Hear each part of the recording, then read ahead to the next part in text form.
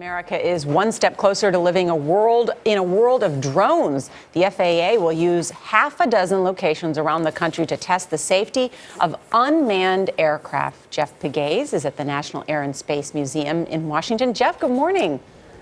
Good morning, Nora and Anthony. We came here because it's actually one of the few places where we could actually show you a drone. This one was used by the military, actually flown in Afghanistan.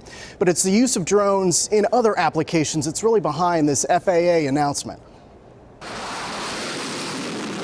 In the high-flying world of aviation technology, very few projects have taken off as quickly as drones.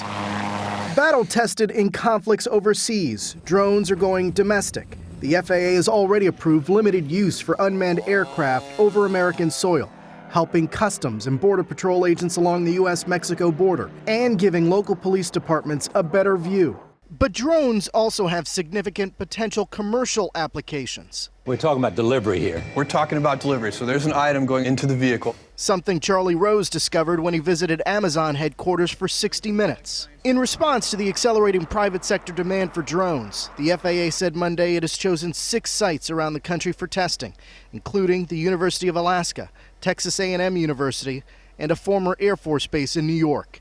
At each location, drone performance will be studied across a wide spectrum of conditions: cold in Alaska, heat in Texas, and a busy airspace in upstate New York.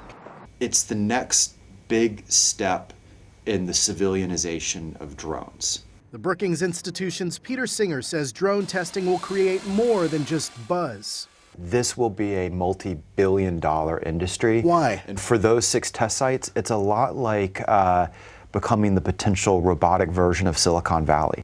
An industry group says drones could bring more than $82 billion to the U.S. economy as business owners, from cattle herders to real estate agents, find new ways to use them. But integrating drones into the national airspace is still years away. The FAA and Congress are aiming to have drones integrated into national airspace by 2015 with conventional airplanes, but there are a lot of people who question whether they can actually meet that timetable. And then there's the question of privacy. The ACLU has argued that if you're going to expand the use of drones, well, then you also have to introduce new rules to protect the people that the drones are flying over.